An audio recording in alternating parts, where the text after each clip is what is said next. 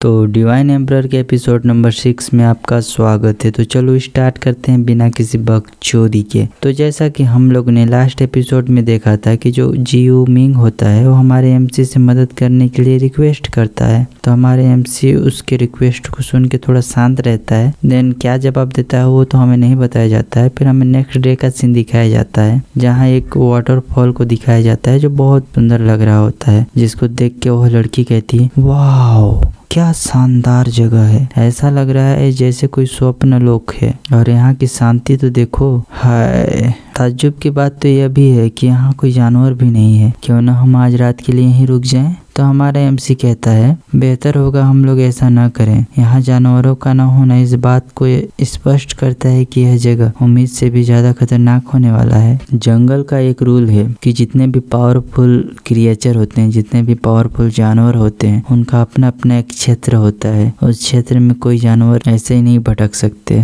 मतलब साफ है कि यहाँ कोई बड़ा जानवर एग्जिस्ट करता है। तो हम लोग के लिए बेहतर होगा कि हम लोग यहाँ से दूर कहीं सेफ जगह ढूंढकर पेड़ों पर आराम करना ज्यादा सुरक्षित होगा। तो जियो मिंग कहता है ब्रदर लो इस मामले में बहुत कुशल हैं, तो क्यों ना इनका बात मान के हम लोग कहीं और जाके पेड़ों पर रेस्ट करते हैं। तो वह लड़की हमारे एमसी से कहती है तुम्हारा प्रॉब्लम क्या है, तुम मेरी हर बात को गलत साबित करने में लगे रहते हो। हम लोग बेवकूफ हैं, यहाँ कितनी शांति है दिखाई नहीं दे रहा है क्या? यहाँ जानवर का होना असंभव है, समझ गए ना। इसके अलावा जंगल में जानवर आमतौर पर सक्रिय रहते हैं। क्या अगर यहाँ पे कोई जानवर नहीं दिख रहा है तो क्या यह आम बात नहीं है? आप बेवजह चिंता कर रहे हैं, ठीक है ना। तो वह गोल्डन हेयर वाला लड़का भी उसका सपोर्ट करते हुए कहता है सिमी आप सही बोल रहे हैं। और हमारे एमसी और जियो मिंग को कहता है अगर तुम लोग को पेड़ों पर ही सोना है तो तुम लोग जा सकते हो यहाँ से, हम लोग तो यहीं सोएंगे। जिसको देख के जियो मिंग का पूरा मूड उतर जाता है और थोड़ा सैड हो जाता है। फिर हेसिमी कहती है यहाँ का पानी कितना साफ है। फिर उस छोटे लड़के को कहती है लैंग फैंग जाओ कुछ लकड़ियां काट लाओ और झील के चारों तरफ गिरावा कर दो। मैं दिन भर यात्रा की हूँ तो मैं पूरी तरह से थक गई हूँ, तो मैं नहाने जा रही हूँ, इसलिए इधर ताड़ना मत, ठीक है ना। और हमारे एमसी से कहती है खासकर तुम इधर देखने की हिम्मत भी मत करना, ठीक है ना। तो हमारे एमसी कहते हैं अपने आप को कुछ ज्यादा नहीं समझ रही हो। तो लैंग फैंग कहता है क्या तुमने सुना नहीं कि हेसिमी नहाने जा रही है? तो अब तुम लोग यहाँ क्या कर रहे हो, निकलो यहाँ से, अब यह स्थान तुम्हारे लिए नहीं है। तो जियो मिंग कहता है नहीं, मैं तुम्हारे जैसे किसी बेशर्म व्यक्ति को हेसिमी के साथ अकेले नहीं छोड़ सकता। तुम जैसे लाड़ प्यार में पलने वाले बेशर्म व्यक्ति हेसिमी के साथ कुछ भी कर सकता है अकेले में। उन लोग का यह ड्रामा देख के हमारा एमसी कहता है मैं समझ गया, आप सभी यही रह सकते हैं, मैं कहीं और जाकर रहने की व्यवस्था करता हूँ। फिर जाते हुए हमारा एमसी मन में सोचता है वे तीनों वास्तव में मौत को दावत दे रहे हैं, क्योंकि उस झील में अवश्य कोई शक्तिशाली जानवर है। तो मैं ज़्यादा दूर नहीं जाऊंगा। अगर वे सचमुच उस जानवर से लड़ना शुरू कर दें तो मुझे आगे जाकर यह उस जानवर को मारने में मदद मिलेगा और उनका फायदा मैं उठा लूंगा। देन हमारा एमसी तेजी से एक पेड़ पर चढ़ते हुए एक डाल पर लेटते हुए कहता है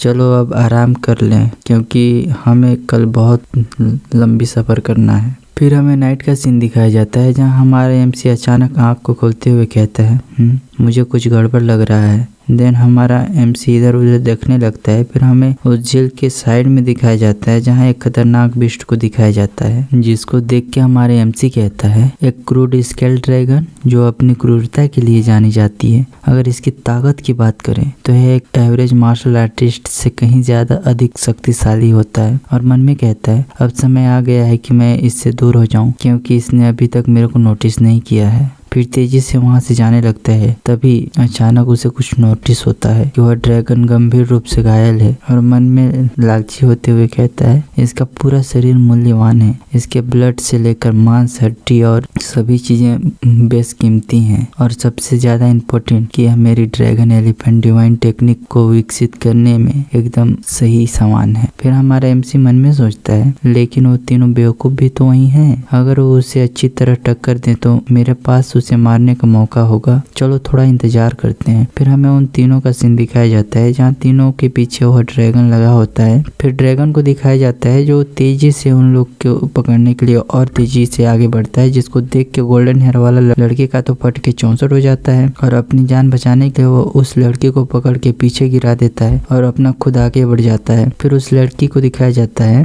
जो जमीन में गिर जाती है और उसके सामने उस ड्रैगन को दिखाया जाता है जो काफी डरावना लग रहा होता है, जिसको देख के तो लड़की की फट के 64 नहीं 84 हो जाता है। हेसिमी को खतरे में देख के जियोमिंग हेसिमी को बचाने के लिए आगे बढ़ता है और अपना तिलिस्मान निकालते हुए सीधे उस ड्रैगन पे फेंक देता है, जिससे वह तिलिस्मान ब्लास्ट कर जाता है, जिससे वह ड्रैगन भी काफी घायल हो जाता है। जिसको देख के जियोमिंग जोर से चिल्ला के कहता है जल्दी करो यहाँ से भागो, जिसको सुन के वह लड़की उठे पहली फुर्सत से निकल लेती है। जिसको भागते हुए देख के जियोमिंग मन में सोचता है मैं अपना जीवन भी अर्पित कर सकता हूँ, मैं जानता हूँ कि अब अपना सिर भी नहीं घुमाएगी, मुझे एक आखिरी बार देखने की तो बात ही छोड़ दो। फिर हमें एक डरावना सीन दिखाया जाता है जहाँ ड्रैगन जियोमिंग को पूरा कच्चा चबा जाता है। देख रहे हो यार, अच्छे लोगों के साथ अच्छा हो या ना हो बट बुरा जरूर होता है। जियोमिंग को मरते हुए देख के हमारे एमसी भी अफसोस करते हुए कहता है देख रहे हो विनोद, जो लोग मरने चाहिए वो लोग तो मर नहीं रहे हैं और जो लोग नहीं मरने चाहिए वो लोग मारे जा रहे हैं। मैंने सोचा था कि वे लोग उस क्रूर ड्रैगन की ऊर्जा को कुछ कम करने में मदद कर सकते हैं, लेकिन मैंने कभी नहीं सोचा था कि वो सभी डरपोक कचरा हैं। फिर हमारे एमसी अपने सीक्रेट टेक्निक का यूज करके तेजी से ड्रैगन पर अटैक करने के लिए आगे जाने लगता है। फिर हमारे एमसी उस ड्रैगन के सामने जाकर खड़ा हो जाता है, जिसको देख के ड्रैगन को भी गुस्सा आ जाता है और अपना अटैक बना के तेजी से आगे बढ़ने लगता है। जिसको देख के हमारे एमसी एक पावरफुल अटैक बनाते हुए कहता है तुम बस एक छोटा सा सांप होते हैं। क्रूर ड्रैगन आमतौर पर अपने से कमजोर विरोधियों को धमकी नहीं देते हैं, जो दर्शाता है कि यह अभी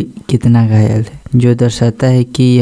घायल है। फिर उस ड्रैगन को दिखाया जाता है जो वेनम से अटैक करता है, जिससे उस ड्रैगन को लगता है कि वह मारा गया, लेकिन पीछे हमारे एमसी को देख के और पुश से अटैक करने की कोशिश करती है। लेकिन हमारे एमसी एक बाइंडिंग तलिस्मान निकाल कर कहता है आप अभी बहुत धीमे हैं। इतना कहकर वो तलिस्मान सीधे उस ड्रैगन में जाकर लगता है, जिससे वह एक गोल्डन चैनों से बन जाता है। फिर हमारा एमसी एक सीरियस लुक के साथ बहुत सारे तलिस्मान निकालते हुए सीधे उस ड्रैगन पर तलिस्मानों की बारिश कर देता है, जिससे वो तलिस्मान जाकर उस ड्रैगन से टकराते हैं और ब्लास्ट हो जाते हैं, जिससे वो ड्रैगन पूरी तरह से घायल हो जाता है और सीधे पानी में धड़ाम से गिर जाता है। फिर हमारे एमसी को दिखाया जाता है जिसके मुंह से भी ब्लड की पिचकारी निकलने लगता है और कहता है चलो अबे मारा गया। फिर वह रिलैक्स हो जाता है और अपना गार्ड भी डाउन कर लेता है। तभी हमें उस ड्रैगन को दिखाया जाता है जो पानी से तेजी से अटैक करते हुए हमारे एमसी को कच्चा ही निगल जाता है।